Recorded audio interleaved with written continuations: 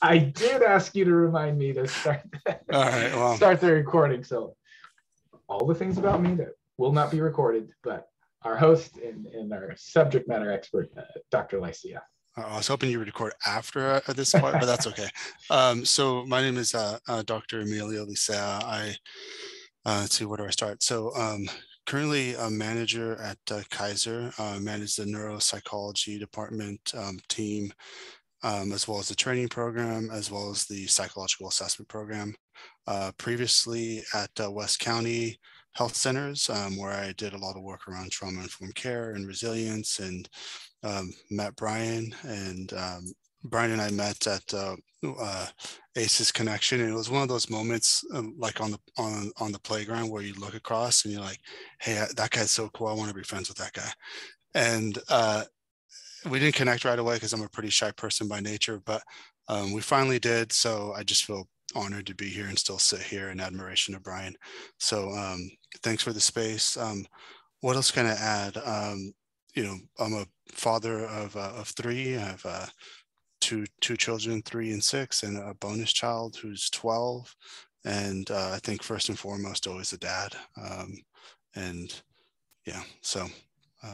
Well, the same goes for here, and I think there's a nice balance because I'm the sort of guy who says everything without filter, and I always appreciated discernment and the wonderful insights that you brought to our conversations, which was a great learning moment for me, and that's what I consider this, a bit of learning together. And of course, the front-facing piece that you mentioned that unites us is a father. I am a father of 3 as well, and it's part of the lens of what brings us here together, right? The all of it of all of it.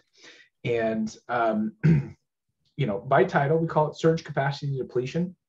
And just so that we're all operating on the same definition of what surge capacity is, Ann Masted, psychologist, University of Minnesota, I believe, defines one's surge capacity as a collection of adaptive systems, mental and physical, that humans draw on for short-term survival in acutely stressful situations, such as natural disasters. And we find ourselves in this new world. And just as we had that sort of more technical definition, what do you see? What does surge capacity depletion look like for you in your world? Yeah, it's a good question, and I think it's a little bit different for each and every person because our kind of levels or capacity is different for everyone, right? So, but I think it's well said. I think it's the activation of our short-term survival instincts in extremely stressful situations. For me, I like to think of the idea of you can't pour from an empty cup. And that's how I usually think of this idea of surge capacity. It's the idea that a system or organization is asking you to give more when you have so little to give, or you're empty, running on empty. And the reason I like to think about that way is because I like to think of things in a real kind of simplistic and humanistic way. And I think what really comes with surge capacity first is that feeling. It's the feeling of feeling out of it, feeling mentally exhausted, poor sleep, feeling tired, thinking of work outside of work, dreading going to work, the feeling of feeling overwhelmed when you look at the day ahead of you. I've been there more than a few times where, I start my day and I look at the pile of work ahead of me, either with patients or staff or something else, and it just takes my breath away. So when I start to notice those feelings, that's where I'm like, ooh, I'm running low. Yeah. Well, just as you're speaking too, from the educational context as a former principal, a colleague of mine used to call Sunday night, you get the pit in your stomach. Yeah. That sort of is almost, and we talk about in our language pattern, anticipatory resilience, but sort of anticipatory stressors that are kind of with you, and how our mind channel can actually write those stressors into our present place, right? Though it's a Sunday night, quote unquote, should be doing something, right? That inner voice starts to sort of beat that drum. And when you talked about pouring from an empty cup, as a former athlete, the idea of sprints, sprint again, sprint, and then another one, and the whistles are going, and the coach isn't giving you the downtime that you need in between. And from an educator lens, I can speak to how it occurs or what are some of the conditions and context of it. But I guess my extension of that question is, what are some of the parts for you that have been made worse or are unique to this COVID situation over the last year and a half, or however you want to put the timeline on that? Yeah, so I saw in a recent email that it's been 20 months or so, I think, since it started. So just kind of shocked by that number. Yeah. So I mean, I think the first thing I would say is came across a study, and I wrote it down. It's called the California's Current and Future Behavioral Health Workforce Study, and it's a study that was done by UCSF. I think it was initially done in 2006 and redone in 2018. And the most recent numbers are showing that essentially we have a huge need for mental health providers, and that need isn't going away. And the sad thing is that we're not going to have enough providers moving forward. Specifically, the date range they looked at from 2016 to 2028, we're going to see a reduction in psychologists by 47%. We're going to see a growth of MFTs at about 18%, if I recall. And LPCCs will see a doubling of that, but they're a pretty small number. I think it was from like 1,250, they'll double to like 2,500. And finally, a decrease of 23% for healthcare work or social workers, I should say. So it's good that people are demanding services more than ever. The sad thing is that we don't have enough people to see them. And I think that's true throughout California, right, and throughout other organizations. So, speaking more directly to your question, COVID has placed a huge demand for all our services, whether it's, the medical side of things or the mental health side of things. And that's simply because people are suffering. We don't have enough beds. We don't have enough patients therapists to see our patients. And I think a lot of us, after 20 months of being in the pandemic, going through COVID, we're definitely at that point of surge depletion. If not, we're well past that, Yeah, well past it. So anecdotally, what I've seen is because of the nature of remote work, I'm seeing a lot of patients that are wondering if they have, attention issues, ADHD, autism spectrum disorder issues, so people that, these are disorders that are normally diagnosed in childhood and are neurodevelopmental disorders. People are asking themselves a question, do I actually have this? I'm not saying that they do or don't, but I don't think it's a coincidence that we're seeing the increase in those assessments because of the nature of remote work and the isolation that comes with it. And the other thing I'll touch on is, I've been doing therapy now for about 15 years. I don't know, it's a bit of a blur now after 10 years, but in the 15 years that I've been practicing, I think I had maybe two patients that passed away. In the last 20 months, that's more than doubled. Right. And the impact I think that has on nurses, doctors, psychologists, therapists, social workers, the impact of seeing your patients die is one that it should be really a rare occurrence, but it isn't. It's more and more common because of the pandemic.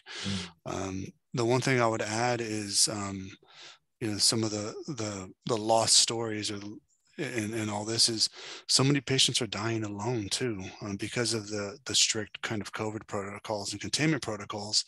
I've had a few patients that have passed away who died without their loved ones by their side. And lastly, I think what I would say is, saw somewhere recently, it was a study by NPR, if I recall, that there's I think 120,000 children who have had a caregiver or parent die as a direct cause of the pandemic. So we're just seeing more and more need. And the idea of surge depletion is something that I'm pretty familiar with. I lived through the 3 major fires in Sonoma County, as well as the floods. So activating that, survival instinct is something that I can't say I feel comfortable with it, and I don't want to say I'm getting used to it, but I feel like I've been down that road enough times over the last 5-6 years. So. Yeah. Well, too, a couple of things that I heard within your description. You talked about loss of very, concrete, relational, loved one. And in our preparation, I was also thinking for me about the sort of more simple transitions of loss, or the things that we do to feed us. I mean, when I say feed us, are energetically the service dimension. And with educators and healthcare providers, I think there's a tendency that we sort of are reflectors. We use and need that relational resilience to do the work. And it feels like, you're just doing things without the smiles of the children, even if they're masked up, right? The things that feed me are also kind of harder to access. And that this sort of nebulous, more ambiguous loss of what was, and there's a tension into accepting what is. And so, as we sit here today, I want to honor and humanize and normalize what we've all been experiencing, right? That there has been a shift, and that we can, and because of the stressors in our life, to be all those things professionally and through our different identities and roles and family dynamics, that we have to accept, that we can maybe do less, or the identity of self needs to shift.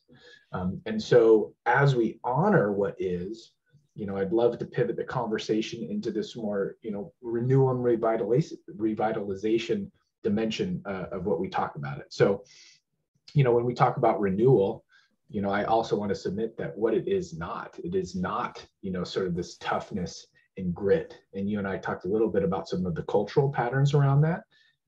Anything about that for you that also is kind of a sticking point? Yeah, no, that's a really good point. And, I there's a certain sadness, I think, that comes with that sits with me. I worked from home most of last year, pretty much all of last year, and transitioned to working in the office almost exclusively now. And there's a certain isolation and loneliness that comes with it. I don't get nurtured by the same staff interactions, patient interactions that I do. I think remote work is great, and we're able to access patients in a way that we haven't in the past. But there's also something very human about sitting down with somebody and being in that space with them.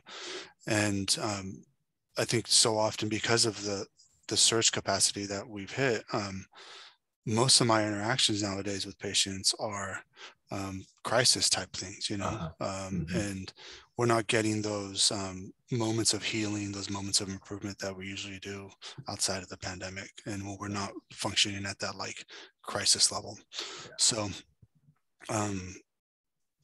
and I think just to add to that layer of identity, and one of the stressors that I had to let go of for myself was this identity piece around, toughen up, you can handle it, right? Because that is not a workable solution over time as things get extended. It's like just thinking you're going to tough it out and hold your breath while you're underwater. Like, if you're tough enough, you will grow gills and breathe, right? You need some different strategies. And I think that was kind of my invitation there, is to the awareness that some of these narratives of rugged individualism that are prevalent in our culture really aren't going to be solutions, because we are so solution oriented that sometimes we want to do something or be tougher, but that's not really that path to peace. But speaking of that, what are your go-to wellness activities with the context of everything? And we've checked in over the time. You always seem like you at least got one foot in front of the other. So, I'm just a fan. What is it? What is your wellness? What is your go-to wellness protocols? Yeah, I have a handful that are my go-tos. I'll share kind of more of a work type one. As a first generation Latino male, there's this kind of joke in my family that the best compliment you can give to a Latino or Latina is, you're a hard worker, and it reinforces that exact idea that you're talking about, right? Like, tough it out, push through, don't call in sick, don't ask for time off, don't say no. You absolutely don't say no, to anything that's requested of you. And I know that about myself now. I know that I function that way. I know that I've internalized that. I know that my work ethic definitely reflects that. So one of the things I've tried to do over the last 5 years, I think, or so, is be really upfront about that with my leaders and my bosses or managers. So early on here at Kaiser, I went to my direct manager, who I work really closely with, and let her know that, look, I have this tendency to just push through, difficult moments. When it gets hard, I'll just work harder, and I'll ultimately figure it out.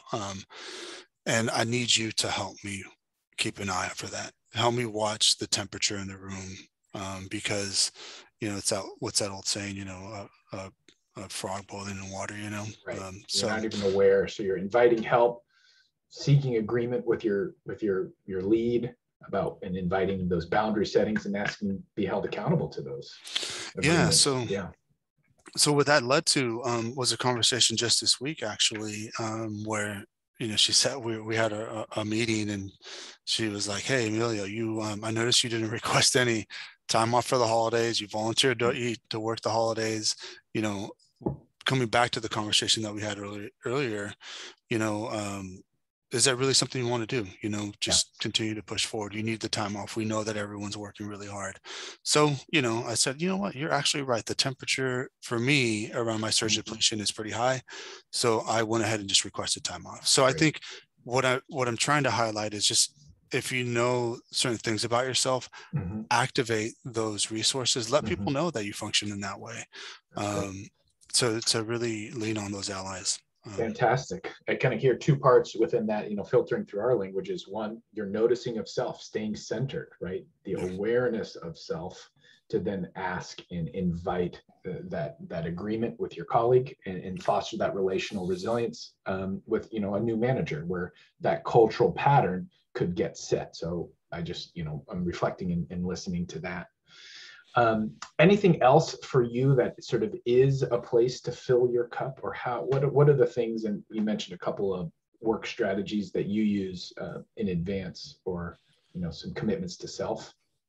Yeah, I try to keep really strong boundaries with work. I come in at 8:30, I leave at 5. And I really try to stick to that. And I can't always, because, the duties of being a manager sometimes extend beyond that. But what I also do is I schedule things right after. I have to leave at 5 to get there by 5:30. So I don't really have that option sometimes. And what I'll give you an example of is I coach soccer. I coach my son's soccer team, and I have just enough time to leave work, get ready, and be there. So that helps me stay kind of true to those boundaries, because I have other commitments outside of work. And some of the more personal things is I the physical side of things. As an athlete myself, I very much enjoy the catharsis of just doing something that's physical. It for me lets out of a lot of emotion. I don't know. There's a piece that comes at the end of a soccer game for me, or a bike ride, that I can't get with therapy or journaling or some of the other things it might do. So that stress physiology. I love the term catharsis, that almost like the wringing out, and the stress physiology, right? The body, the big deep breathing that we know really activates our parasympathetic systems, happens for me too when I'm just tired and gassed, and doing that in a new way. And I'm going to include a couple resources as we come down to the end here. And for my own wellness, the practice of wellness, for me, that I've integrated more formally in this time is, and we talk about it in our program, practice makes better, right? This idea that you're not going to pick a strategy today and then light comes on. But one of the commitments I made in our centering skill of breathing mindfully was that sort of the tiny habits dimension. BJ Fogg's work out of Stanford talks about sort of looking the idea of breathing mindfully and then marrying that to a habit, so actually the change becomes something that I actually do. And when I'm brewing the coffee is when I work on my breathing, so I can access it more formally when I need it. And let me tell you, with the 3 kids, I'm always like, and I don't know if it's like a warning system to the kids, or if I'm actually pulling myself back into center, but it's helped me not pop off as much. But I can't access that without the practice beforehand. Right. And so how do I structure and ride that into one of my this is from our trainings, we talked about Ben Tal Shahar, who's a Happy Child Summit guy. He said, the theologians had it: ritual, reminders, and repetition are the things that move ideas into change. And so that's part of the invitation. And then how we use our centering skills to do that. And additionally, one of the resources I will send is from ACEs Aware, or Sturgeon General. They have some self-care tools for adults, and they bucket a lot of these wonderful things and has a great checklist of things that you're going to commit to. And when we talk about our resilient mindsets, we talk about curiosity, choice, and courage. But interestingly, one of the first iterations actually had commitment, this idea that you have to decide to do something. So in the resource that I'll share, it has a lot of these wellness activities, mental health, mindfulness, sleep, nutrition, exercise, and healthy relationships, our relational resilience piece. But also it's the commitment to yourself to set those boundaries and allow that to be. And that was something I heard clearly in your commitment, that, your work window is here. And when you say no to something, you're actually saying yes to something else. Yeah. And that's that invitation. And so part of our offering as we, come down into these, last few minutes, is the invitation to commit to self, so that you can get the resources that you need, and that it's okay to not feel, your best self. And that's why we talk about resilience as a continuum, right? If you are in your, what we would say, are more reactive resilience, getting a little cranky, you getting mad, you're projecting, it's them, saying yes to those and honoring those, there's information there, right? So noticing yourself, what are those feelings telling you, and sitting with that discernment to take the steps that you've sort of outlined for us, that we also will share back on our research, on our resources. Is there any other kind of last thoughts before we open it up and invite you to put questions in the panel? You can do that now. Hopefully you should have a Q&A. But any kind of final thoughts here as we think about renewal, search capacity, where we find ourselves, and then I will do a sort of closing self-compassion reflection and meditation. Not much. I mean, I think you said it well. I like that idea. If you say no to something, you're saying yes to something else. I love the way you phrase that. And I often talk with my patients, especially with my parents, when I'm doing some of my child psychology work, is don't schedule, we talk about special time with children a lot, and scheduling that and having that be a daily ritual. And often parents will be like, well, we're going to do it at 7 at night, or, 5 in the afternoon, or whatever. Instead of doing that, pick an event of the day, do it after dinner, do it after bath time, do it after you get home from work. That way, there's less rigidity around it. And, there's a way to ritualize it. And I think coming back to Tal Ben Shahar's work, I think that's such a big process of creating, healthy coping mechanisms, healthy structures, is the ritual part of it, right? So, well, thanks for that. And I have to say, it made me feel good. And I was telling Mary, our COO, this morning, it was so good to connect with you. Even in prep for this, I felt better, meeting people who are in the field, to just know and trust and feel normalized with some of the things that we're all experiencing. So I just want to say a sincere gratitude for your presence in our work and over the years, and I look forward to more partnerships. And as we close, I wanted to make sure, for whoever and whoever's showing up, or whoever might be hearing this, that's feeling a bit depleted, this was a Nahuatl language, so a native Mexican area, I think Aztec offering and blessing that was translated, that when I first heard it, it helped me. One of the things that I often need work on is letting go, self-compassion dimension. So I just offer this last reading for you, and send you on your way here momentarily. So I can read it and give it my full attention. I release my parents from the feeling that they have already failed me. I release my children from the need to bring pride to me, that they may write their own ways according to their hearts that whisper all the time in their ears. I release my partner from the obligation to complete myself. I do not lack anything. I learn with all beings all the time. I thank my grandparents and forefathers who have gathered so that I can breathe life today. I release them from past failures and unfulfilled desires, aware that they have done their best to resolve their situations within the consciousness that they had at that moment. I honor you, I love you, and recognize you as innocent. I am transparent before your eyes so that they know that I do not hide or owe anything other than being true to myself and to my very existence, that walking with wisdom of the heart, I am aware that I fulfill my life project, free from invisible and visible family loyalties that might disturb my peace and happiness, which are my only responsibilities. I renounce the savior role of being one who unites and fulfills the expectations of others, learning through and only through love, I bless my essence, my way of expressing, even though somebody may not understand me. I understand myself because I alone have lived and experienced my history, because I know myself, I know who I am, what I feel, what I do, and why I do it. I respect and approve of myself. I honor the divinity in me and in you. We are free. And with that, I just want to say thanks again. We'll be sending out this information and wishing you a blessed and slightly more fulfilled day. Truly a pleasure. Thank you as always, Emilio. Likewise. Thank you. All right.